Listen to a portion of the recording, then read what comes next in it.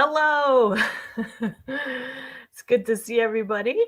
I'm here live and I'll be here for probably about half an hour or so. That's what I'm scheduling. But if the conversation keeps going and going like it did last time, I'm happy to stay. I think last time we were on for an hour, maybe a little bit longer. I think today we can start out with certainly different topics. One being that emotional connection you have with your child so that when they have a bad day, your day can't be good. There's this dynamic that we as loving parents have that in many ways it inhibits what we want for our kids.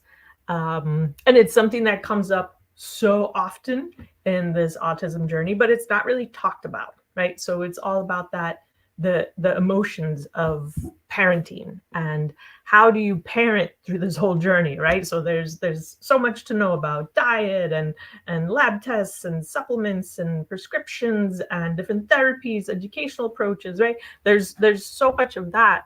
But then there's also, a headspace. There's also a way to navigate all the emotions that come up as part of being a parent. So we can talk about that a little bit. If there's any specific questions, just drop them in the chat. I definitely will keep my eye on there and I'll answer any questions. Or if there's any video content that you want me to make, like a deep dive into a particular topic.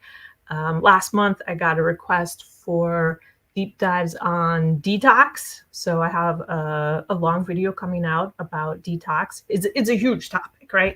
And just yesterday, I had a video come out on vitamin B12 shots. And that again was a request from one of the comments or the chats. So I want you to know I do listen. I really want to make videos that are helpful and are rooted in science, so you have that quality information and then you make the best decision. It's not about me telling you what to do, because every situation is unique and every parent is unique, every child is unique, right? So you've got to weigh all these different factors. But my goal here is really to give you the science and the information, so you don't have any question about, is this actually true? Is this information I can trust? I want to take that out of the situation so that you can really focus on quality information and make good decisions from that. So any comments, just put it in there and I'll answer your questions. I love answering questions. And any topics that you want to see, like a deep dive for videos, put them in there. So the emotional connection that we have, it starts, right? We have our child, we love them. And then a lot of times we see something in their development and it's a little like, this doesn't feel right. Your intuition is saying something is wrong. And you might be in a situation where a lot of people, even doctors, might be telling you, oh, they'll grow out of it. Don't worry about it. Every child develops differently, right? And so this is where that guilt a lot of times comes from, that autism parents experience in the beginning part of the journey, right? And the guilt is really because there's this deep feeling of, I knew something was wrong and I didn't get in front of people who believed me. And that's a lot of times where we have that feeling of guilt, and that's where it comes from. So it's important to know that feeling actually came from a really loving place, right? You're trying to do the best job for your children. You want to be the best parent, and you feel like maybe you didn't do as good a job as you could have, right? So you're hard on yourself. And then you start making traction, right? So maybe there's a diagnosis, or maybe you're on a wait list for a diagnosis, but you start making changes.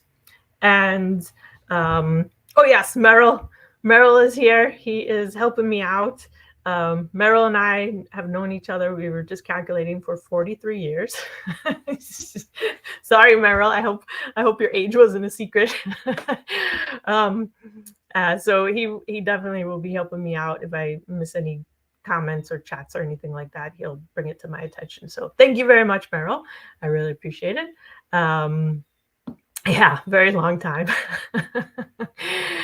So with parenting, right, you're starting to make some of those changes, and you do have this large amount of guilt because you're a loving parent. And that's when a lot of parents, they get like a good day or two or maybe three or so, and then their child has a bad day. And it's usually like in the morning before they're going off to school, the child has a bad day. And then it's almost as if the parent and the child become one, and they can't separate out their bad day from their child's bad day. So if the child has a bad day and the parent sees the beginnings of a bad day, even if the parent is not around the child, the child goes to school, then the parent feels like they can't have a good day. How could they have a good day when they know their child's having a bad day, right? And so then more criticism comes onto themselves, and they start thinking, oh, I'm not doing a good job. We shouldn't be having this bad day. What have I not figured out? Why am I not better at this? It can really snowball into a lot of self-criticism. And the thing is, our kids are going to have bad days. There's no way for us to parent so that they have 100% perfect days every day, right? And then think about the stress that's on your child, right? They have to have a good day, otherwise now their parent can't have a good day. And sometimes you just don't have a good day. But it's so hard in the beginning to separate that out because the emotions are so intertwined. And I just want you to know that the reason why you're not happy if your child's happy is just because you love them so much. And that's the truth. You love them and you want what's best for them. And there is that sense of guilt. So then there's that overcompensation of, I've got to make sure they have a good time. And as your child gets healthier and healthier and the symptoms go away and different things like that, you can then have a good day, even if they have a bad day. But in the beginning, it's so intertwined that I just want to normalize that experience and talk about it and just bring some light to it, because it is something that a lot of parents just keep to themselves. Like, oh, I know my child's having a bad day. And then it's hard for you to do whatever you need to do that day, right? Maybe you needed to do more research, or maybe you needed to do a presentation at work or something along those lines where you had to have that separation of them and you. So I wanted to just bring that to light a little bit, because it's not, this whole emotional aspect of parenting a child with autism is difficult. It's different. In many ways, it's more intense, right? We have these big emotions just because we're so involved. So much of ourselves gets put into our child for them to feel better and to be able to do certain things that they want to do in life. And it can be really difficult. So if anyone is experiencing that, just know that it certainly is normal. It is part of the journey, and that's definitely something to acknowledge. And let's see, I haven't gotten any questions yet, so I will share that I am working with 2 Cornell undergraduates this term, and they're doing interviews, private interviews, not on camera, not recorded, not public or anything like that. And they're trying to understand how parents of children who have autism, how they find information. So how do you go about learning about autism? So if anybody is interested in sharing their voice and sharing their opinions and their viewpoints and their experiences, we definitely would love to hear that. You could certainly email me. So my email is lions@autism.net. I think Mero will drop my email into the chat. So if anybody wants to contact me, I can then connect them with the 2 Cornell students who are doing these interviews, informational interviews, to get a better understanding. So if you want to share your views, thank you, Mero. Yep, that's my email address. So they'll be doing that this term. So anytime from now until, I would say, like end of November would be great. So if you're interested, feel free to just email me and say that you want to share your opinions. That would be absolutely fantastic. So let's see, any questions? Let me look at the chat.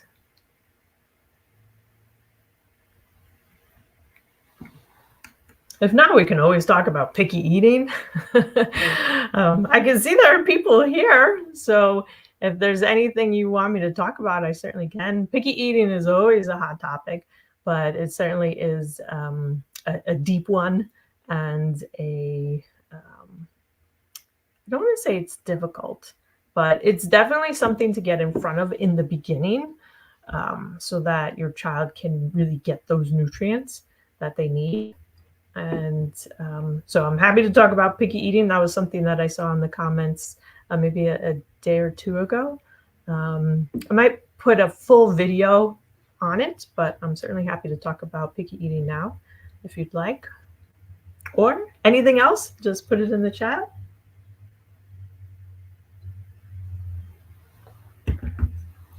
Yesterday's video was on B12 shots, and I do my best to put in all the different information, and I think about it, and I try and talk about strategy and how do you approach this and what tests do you do, and I even talked about dosing a little bit and frequency. And then there was a comment about are the shots the cyanocobalamin, and I was like, I can't believe I forgot to get into the details about the actual B12 and the different formulations and all of that. So I certainly do my best to make the videos comprehensive, but I really do appreciate the comments so that I can share as much information as is needed.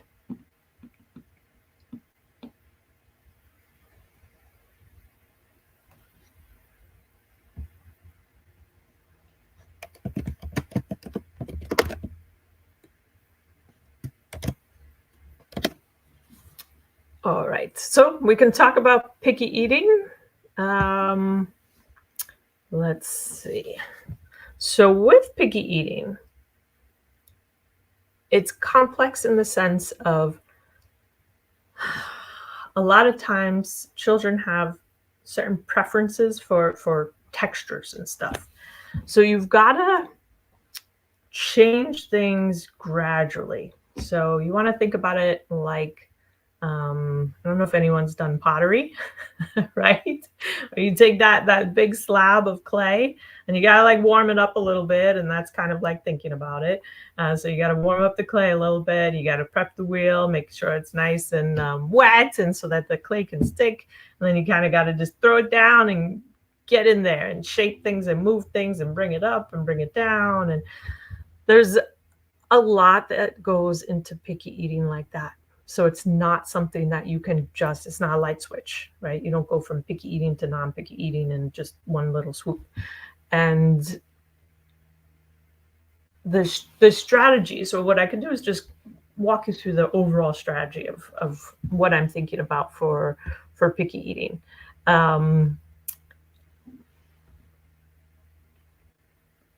Let's say there's a child who only likes, I don't know, does anyone have a preference as to what I do? Crunchy or soft? What's which fork in the road do we want to take? because there's usually a preference when someone is a picky eater. So we can do crunchy, right? So maybe they only like crunchy things. And so let's see if they're eating, I don't know, chicken nuggets, that's kind of crunchy. Potato chips, that's crunchy. And then sometimes picky eaters do like raw vegetables, right? Because they're crunchy too. So if that's, let's say that was like the only thing they're eating, those three things. So chicken nuggets, potato chips, and let's say a crunchy carrot, right? You have to shape that, right? So the carrot would be the last thing to modify. It's raw, it's a carrot. It's not going to provide all the essential nutrients, right? But it's kind of the least one, right? So you want to prioritize, where am I going to focus? Where am I going to put in a lot of energy, right? If you went and tried to change all three at the same time, you're going to get stressed. Your kid's going to get stressed. It's not going to be successful, right? So you've got to sit and think about that strategy. Okay, what is my strategy? How am I going to change this, right? So all at once is probably not going to work, and it's going to be very stressful. So carrot, leave the carrot. The chicken, now that might be their only source of protein. So probably wouldn't do that. If it was, let's say, chicken nuggets that were bought at a fast food restaurant, I would probably start to make that gradual transition to a gluten-free organic type, right? So you can choose, all right, do I want to keep the restaurant style chicken nuggets, which has like low quality meat, right? So even though they're eating protein, they could get better protein. Or would I look at the potato chips, right? So it's like, would I do both at the same time? Absolutely not. Nope, too stressful, not really worth it in the long run, right? So we're trying to make these small changes that add up over time and have an impact in your child. So the chicken nuggets probably would be secondary. It depends. If this hypothetical child, if this child had a really large detox burden, right? So maybe you've done some different tests and you know, okay, detox is really an issue that this child struggles with. I might actually pivot and do the chicken nugget first, just because I would want them to have a real quality source of protein. So that's what would guide my decision as to whether the chicken nuggets would be number one or number two in the priority. So I don't know, anybody have preference for detoxing? We can say, well, let's just say detoxing is not a huge issue, or we haven't tested, right? So we don't know. We don't have information on that. So then I would look at the potato chips, right? And so it's like, all right, potato chips, they're not entirely terrible. You know what I mean? There's definitely worse things to be eating than potato chips, right? But is it really giving any benefits? Not really, right? So it's kind of a net zero when you look at it. So then it's thinking, all right, can we somehow increase the nutrition of those potato chips? Is that what we want to do, right? So they do like crunchy, but what if you had a dip, right? So hummus is one of those things where it's like, all right, give that a try. Potato chips with the hummus, you start small. And sometimes the kids just like resist it. They see it, it's different. Nope, they're just not going to do it, right? So do I expect that it's going to change instantly, right? With the first presentation? No, absolutely not. I would be foolish for me to say and for you to think, right?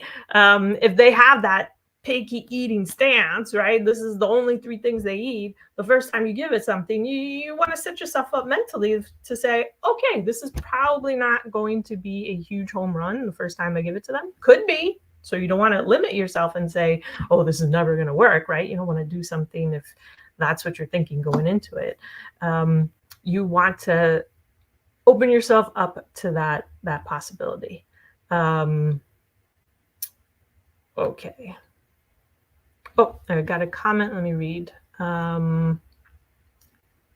You recommended us RDI. It is life-changing. Thanks. You're welcome. Yes, there's so much out there. So I'm really glad that you spoke with me. And then that you took action, right? Because it's all about taking action. So I'm really glad that it's life-changing. And RDI, oh, let me explain. So for those who are not familiar with RDI, it's relationship development intervention. And so this is an educational approach. And how it differs is that it comes from the premise that relationships are dynamic, right? So with ABA, when ABA tries to teach relationships, some ABA therapists, I don't want to say everyone, but some ABA therapists approach it more in a way to memorize, right? So you get the pictures of the people's emotions. This means they're happy, so you can do ABC. This means they're mad, right? So you should do ABC. And it's a lot to memorize, right? And then that's when sometimes social interactions become rigid, and sometimes it's very stressful for the child because they have to know how to act. They just can't kind of dynamically move through. So RDI is really great in that it's something that a parent does with the child. So it's not, you don't go and drop the child off to get RDI. It's in many ways it's a different way of thinking about life and also parenting. There's really a lot of things to think about when you're interacting with that child, and you think of the child more as an apprentice. So those are the terms that RDI uses, and so how things are phrased is really beneficial. So RDI really teaches how do you have that dynamic relationship so that the person doesn't feel they have to memorize everything, right? And so there is that leeway. In many ways, they learn how to look to someone for the lead. They learn how to take the lead. They also learn, mistakes, right? When you have that kind of interaction, because a lot of times they're doing it with games and stuff like that. So maybe the ball drops, right? And so it's also having that resiliency to keep at those relationships. So I'm really glad that you found it to be life-changing. It certainly is phenomenal. All right, and the rest of the comment is, your child is still nonverbal. What advice do you give to support him? So first off, it's great that you can have life-changing results while your child's still being nonverbal, right? Because the way you even phrase that question is like, we're doing great, and I want to improve this area, right? So you still have that positive frame of mind, which is really important. So the first thing that comes to mind with nonverbal is really doing the FRAT test. So that's really top of mind. There's lots of things to do. Don't get me wrong, right? Like I have a ton of questions. I would like to look at this, that. But really that first test to do is the FRAT test. It is a blood test. When kids are nonverbal, one of the things that can really impact speech in that dramatic way is, oh, and you took leucovorin. What did the FRAT test say though? So were the results for the blinding and blocking, were both of those negative, or was one positive and one not? You took the leucovorin. And I get it, you might not want to share all these details. So we can certainly do a for instance thing. All right, so if you took the leucovorin, let's just say, I'm just going to do it for instance. Doctor said we need it to support. Okay. But were there results of the FRAT test? Because the thing is, if the FRAT test comes back as both negative, then one wouldn't expect that leucovorin would make a huge of a difference. It can in certain instances, but it's a much lower dose. We started 2-3 months ago, and B12 shots. Okay, but what was the frat test? And then what was the B12 levels? So in the blood and then in the cell. So these are all things, and again, I realize you might not want to share this, but the strategy, right? So how to think about this is do the test to make sure that the therapy is needed, right? Because what can happen is doing a lot, right? So, and then not getting the results that you want. Okay, doctor didn't take the test. Okay, so that's where it's a little bit of a pickle, right? So with leucovorin, I can tell you dosing is extremely important. Whether so when someone comes back even positive, right? So that you know, okay, without a doubt, the FRAD test was positive, leucovorin is needed. Dosing varies greatly from child to child. I've seen dosages anywhere from 2 milligrams per kilogram all the way up to 8 milligrams per kilogram.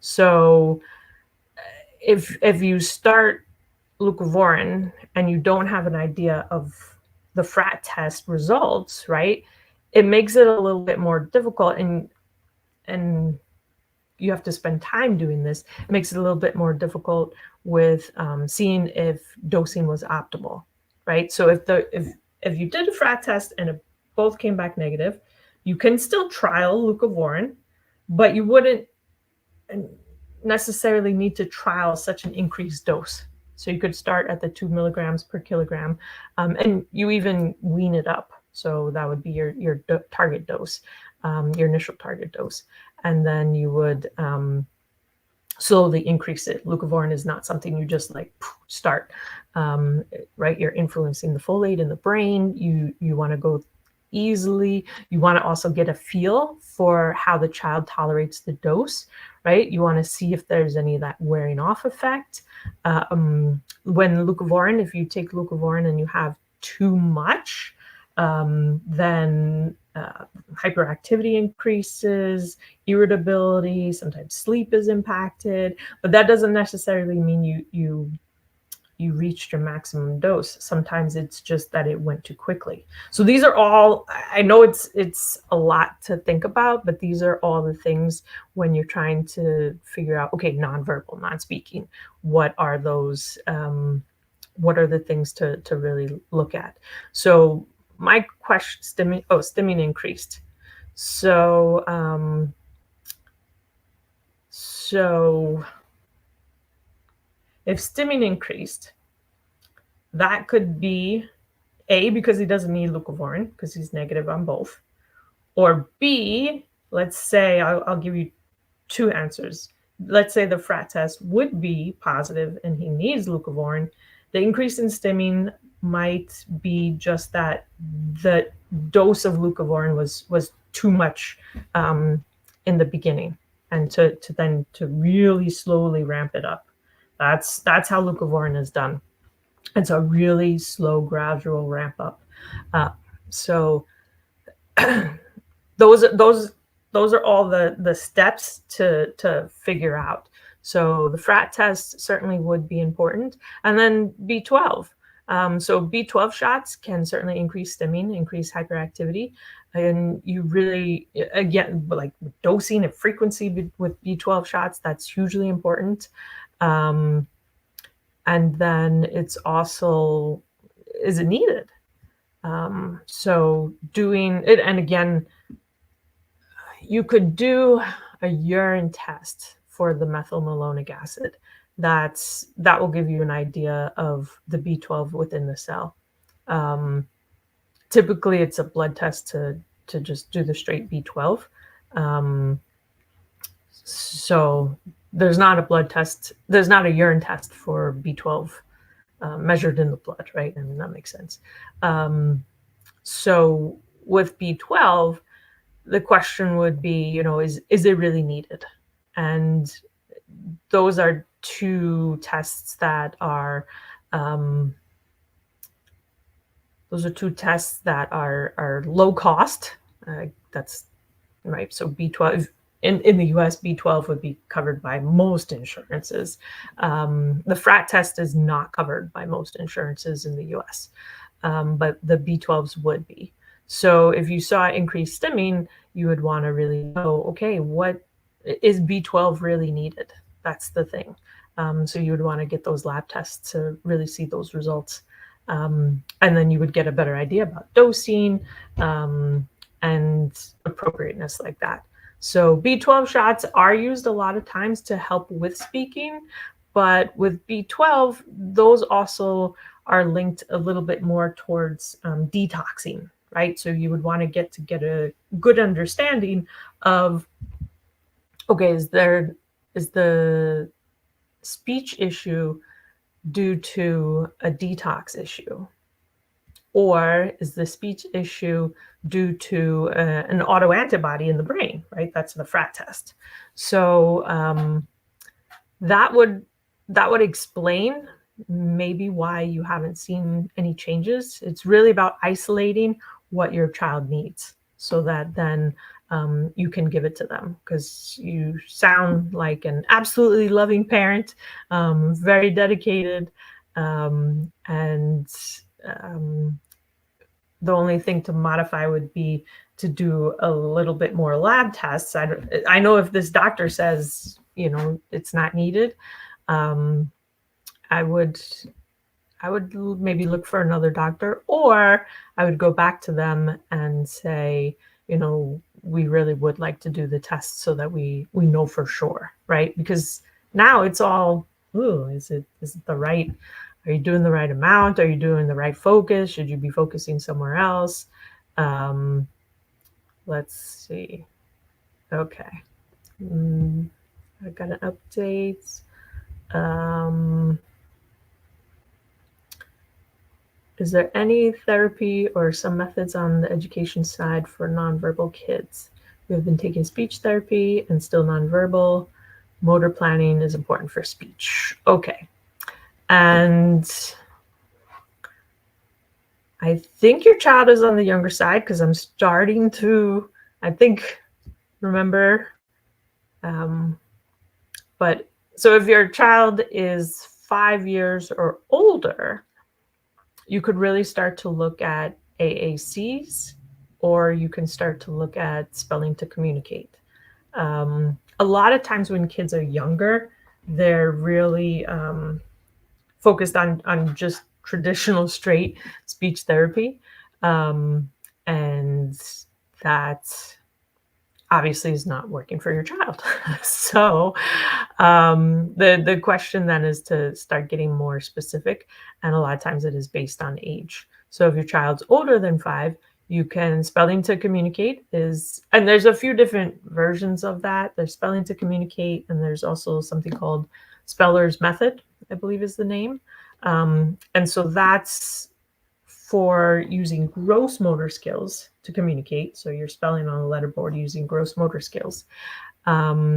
There's also an app called LAMP. LAMP is built for the same issue of motor planning. So that would be if you wanted to go the technology route. And your child is 6 years old. Thanks. So 6 years old, you certainly, those are all great options. And the other thing would be to look at is prompt therapy.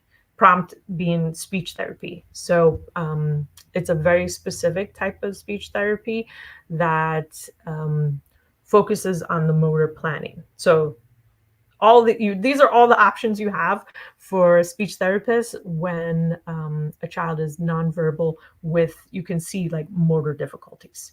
So you could certainly take them to a speech therapist and see if they would have a diagnosis of apraxia or dyspraxia. So a speech therapist would be really good to do that.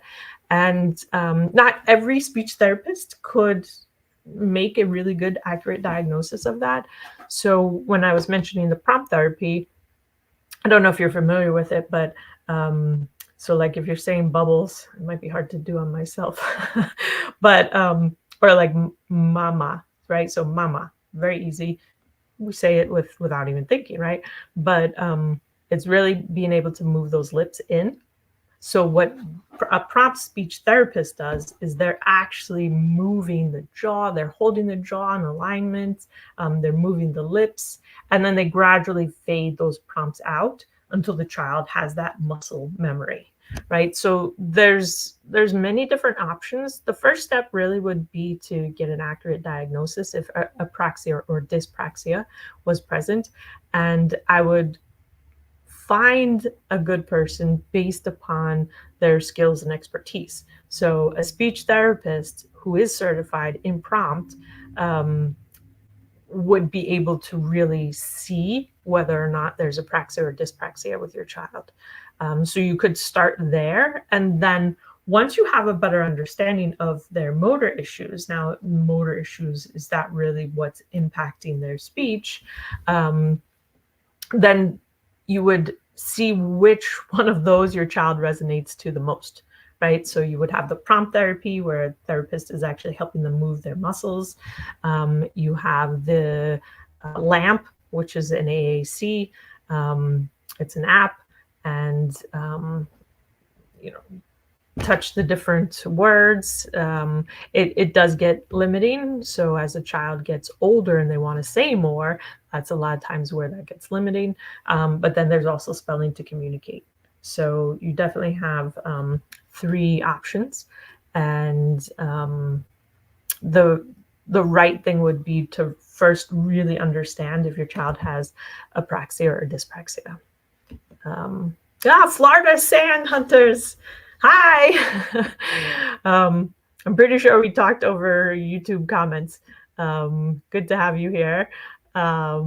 Nice to meet you. And you're just watching and listening. Okay. If there's, I don't know if you heard, but I do have 2 Cornell University undergraduates who are studying, and they're doing private interviews, not on YouTube or anything like that. They're doing private interviews with parents. And if you're interested in sharing your opinions with these Cornell students, and they're trying to understand how parents whose children have autism, how do they find information? If you want to give your opinions or voice your perspective, just certainly send me an email. Meryl has been dropping my email in the chat. So it's lions@autism.net, and then just send me an email and I'll connect you to the 2 Cornell students. But good to have you here. Awesome.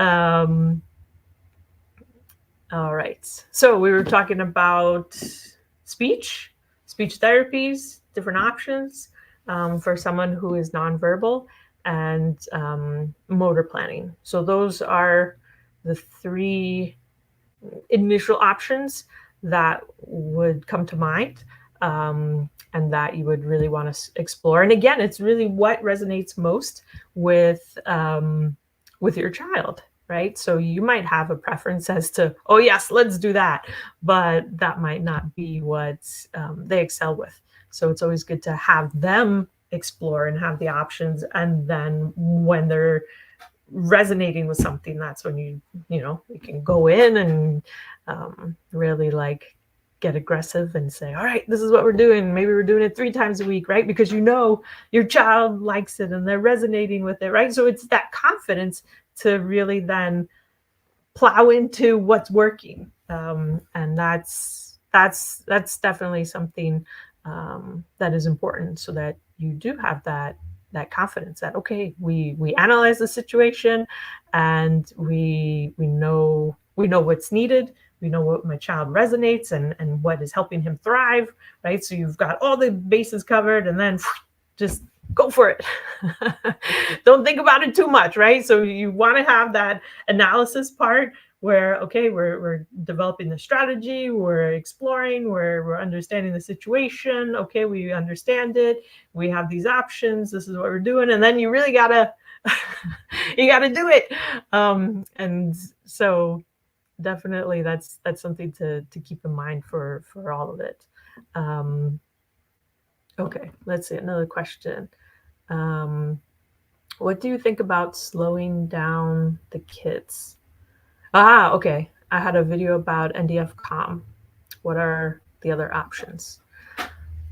So that is a very deep question, right? So NDF-COM is really meant for helping to detox, right? And it's a very light approach, right? That's why it's a beginner thing. Sometimes parents use it and they start to see little changes in their child, right? NDF-COM is I think their marketing is quite good. Their product, it's not a bad product, but it's not something that is like super aggressive or anything like that. So a lot of times parents will just try, right? There's always things, well, let me just try. And so that's why the video about NDF-COM was there. I had some parents ask about it. So it's not necessarily, I know the name is NDF-COM. It's not necessarily something that is given to calm a child down. It's really liver support and detoxing. A lot of times when you do that, the result is, thanks, Meryl. The result is that the child has this new sense of calm. But I certainly wouldn't say that that product is something that will easily calm a child, like GABA, theanine. Like there's other products out there that you can give, magnesium, zinc, right? So those are supplements that have that mechanism of action of calming, right? So magnesium, right, that's a loaded one because you can use, there's different formulations of it. You can use it for addressing constipation. So helping to have the stools be a little bit more softer, having that intense feeling of having to go, all the way to having a different formulation that really targets more the brain and has that calming effect. So there's a lot of options. I just mentioned a few that really target calming. NDF-COM, I think the name is it's not, I don't want to say it's wrong, but it's a little misleading in the sense of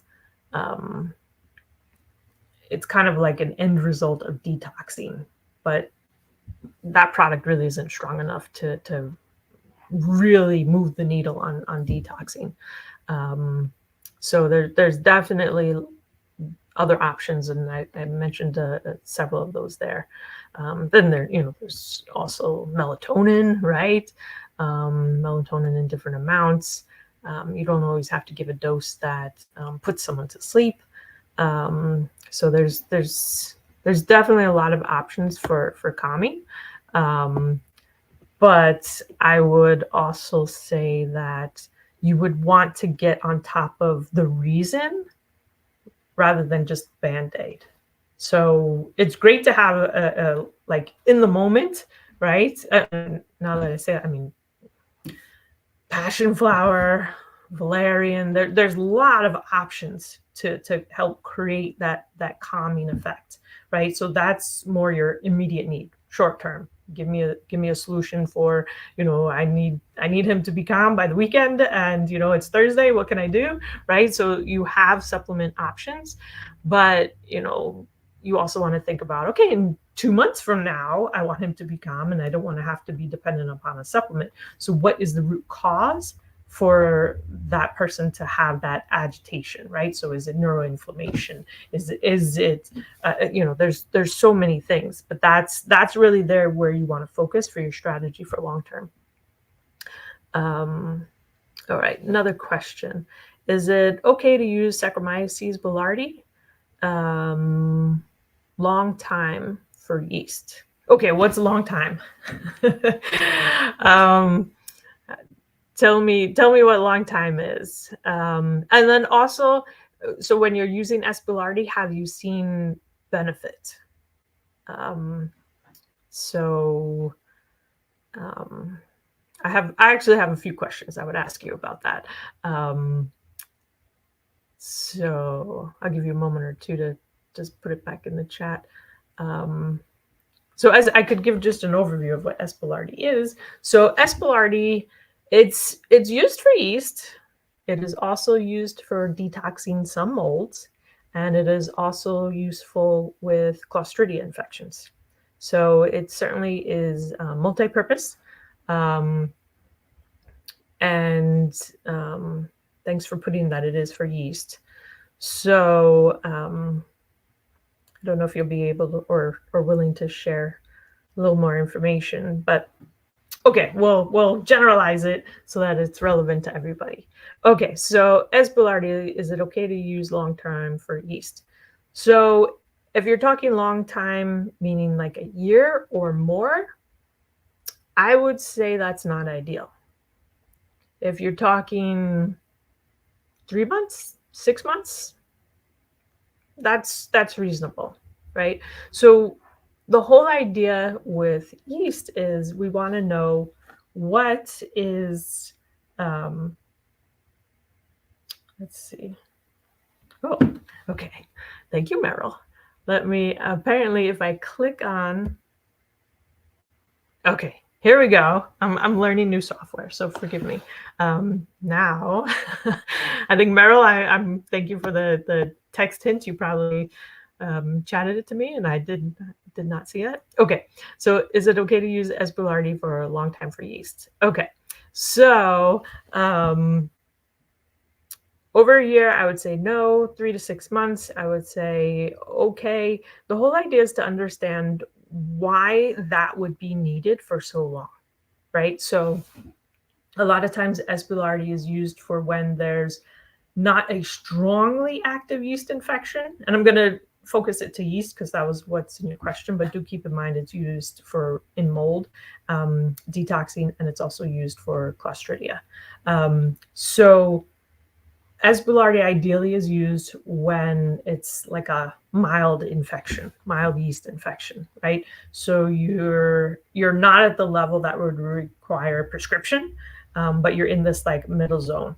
And a lot of times when you're in that middle zone, it's just digging deeper and finding out what is the cause that the yeast is there. All right, so yeast is an opportunistic infection.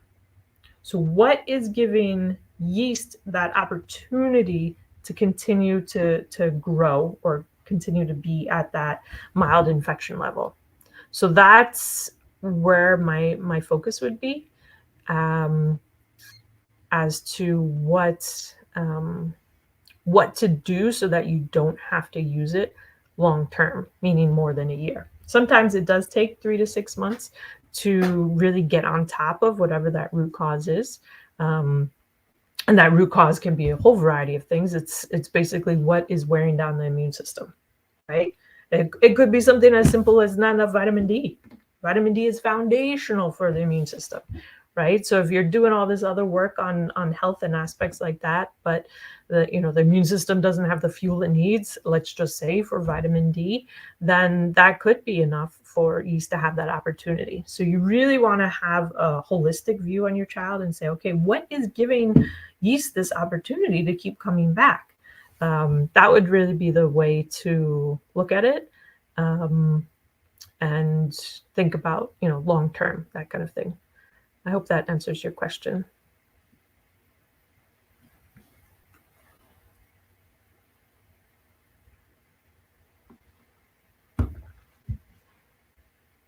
Okay, we're at 49 minutes or so. I'll stay on for another minute or two if there's another question. I certainly would love to answer some more. I see there still are people here live. Hello. Hello to everyone on the recording. I'll do a better job of naming this live stream, maybe putting a topic or two in it. Obviously, live stream with the date is not very informative. So I will definitely improve upon that. And thank you, Meryl.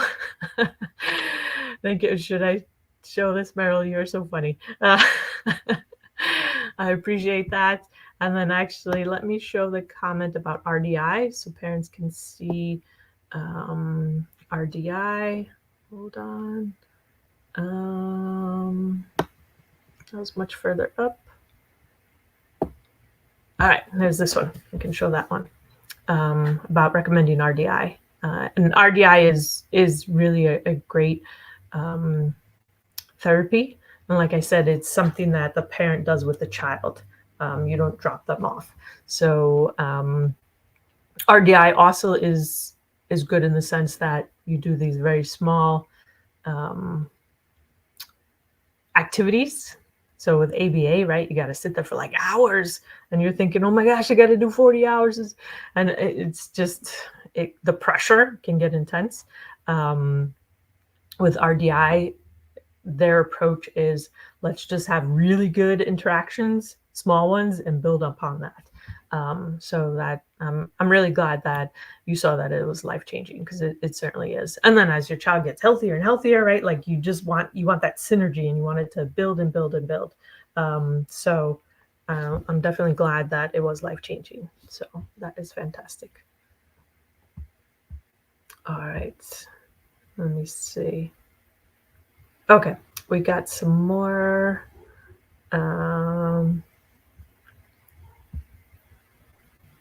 Okay, MAPS doctor asks to start Saccharomyces boulardii after diflucan.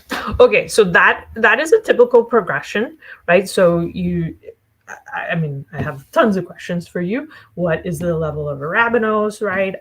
You're probably doing some form of an organic acid test. So hopefully the test was done, you saw a certain level, you did the diflucan, okay, hopefully you took an OAT test then to see how much progress happened with the diflucan so that you can know what level you're at. It also helps with understanding symptoms. So yeast becomes very predictable. So yeast-like behaviors when there's an infection, you can really start to know it. I know that might be odd to say, but when I work with parents, that's what we become very familiar with, right? So one of the things is inappropriate laughing. So not every child who has a yeast infection does this, but it is common for a child to just laugh and laugh and laugh and laugh, right? Everything is funny. And then you give some type of antifungal, let's say in this case, diflucan, right? And so then the yeast infection lowers, right? So maybe they're not doing that inappropriate laughing at all. But then maybe they go to a birthday party and they have 4 cupcakes, right? And then I don't know, the next day in school, the child has a substitute teacher, right? So it's really stressful. And then whoop, all of a sudden, they're back into that inappropriate laughing, right? And so that's how you can start to really see the symptoms and how they correlate to different infections. And you want to use lab testing so that you know, okay, when they're behaving this way, they're probably at this level. Let me talk to the doctor and get either a prescription or something that's appropriate. So typically you're going to do some type of prescription antifungal if the level is high enough that makes that appropriate. And then a lot of times you're going to transition down to Saccharomyces boulardii to keep that infection under control, because that is what S. boulardii does. And you would stay on that 3 to 6 months, right? Not longer than that, because in those 3 to 6 months, you can say on like your checklist, okay, yeast is being managed, it's being handled, we're addressing it. It's not high like it was before. We can't eat tons of sugar, right? Sugar is what feeds yeast. And then you really want to pivot and say, okay, what is giving that opportunity? Right, so if you're working with a MAPS doctor, they're more than likely knowledgeable. So then my question to that doctor would be, all right, what is the plan to decrease the burden so that yeast doesn't have that opportunity? So that's where I would focus. So 3 to 6 months of S. boulardii, but you've got to really understand what is causing that opportunity for the yeast and then get on it. So that would be the strategy for that. All right. I think we'll got a few more questions. I will stay on the yeast topic. What antifungal do you recommend? It really depends on it really depends on a lot of things, right? So it depends upon, is it just yeast? What level of it is it, right? So, and also what's the level of involvement? So diflucan is typically used when the doctor thinks that yeast is an issue in more than just the gut. So what a lot of times that is older kids who are taking diflucan, right? Because there is more time for the yeast infection to have spread. So for an antifungal, that seems like there's some type of systemic aspect to the fungal infection. And in this case, we're talking about Candida, the metabolite arabinose. You would do tests to really quantify that. So if the doctor feels that it is systemic, then diflucan is one of the strongest. If the doctor feels that it is just limited to the gut, then, and it's at a high level, so you have an active high infection, then nystatin is what's used, because nystatin goes and it stays just in the gut. So it doesn't have that systemic interaction with the body. So those are typically the two prescriptions that are used. Again, diflucan is pretty hard on the liver. So it's not something you want to use long-term. It's not something that you want to use unless it's necessary, right? So there's all this thinking, and you want to make sure you give that the appropriate amount to the situation. So you don't want to be overly aggressive. Does every child need a prescription antifungal? No, absolutely not. Absolutely not. Do some kids? Yes. And do they need a prescription? Yeah. And hopefully they're working with a doctor who's knowledgeable and can tell the difference, and who is using testing so that you really give the appropriate medication at the right time. So that would be, I'm assuming the question is, what antifungal do you recommend? So that would be that. And then for when you have a mild infection, that's when S. boulardii can be used.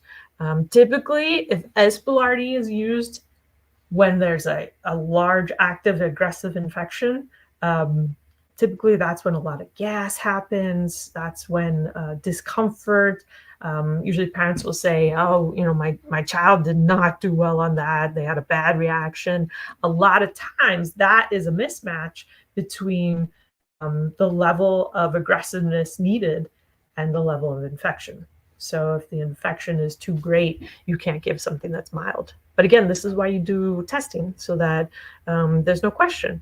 It's very straightforward, and a well-trained doctor will know this. So if you have a doctor who's just kind of, hey, let's give an antifungal, you want to be like, well, let's make sure it's needed, right? Because otherwise you're going to waste time and money focusing on something that isn't needed. So that's really important. Okay, so we just reached an hour. I think I saw one or two more questions come in. I'll definitely take a look at them and maybe either make a video on them, or I'll be doing these lives once a month. So you certainly can come back and address that next time. I thank you very much for being here. It's always fun talking with you and getting to know you.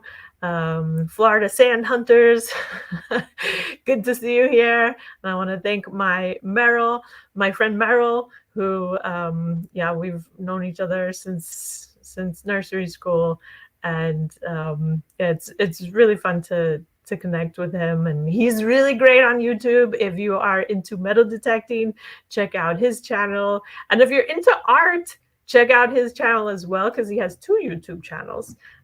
He doesn't really do too much on his art anymore, but he's a very talented artist, and has great videos on drawing, and oh my gosh, it's really great. So Meryl, thank you very much for your help with this, and telling me about all this software and stuff, and telling me to highlight comments. I really appreciate that. Yes, you're welcome. Now I know how to highlight comments. So thank you very much, and I'll see you next month. Bye.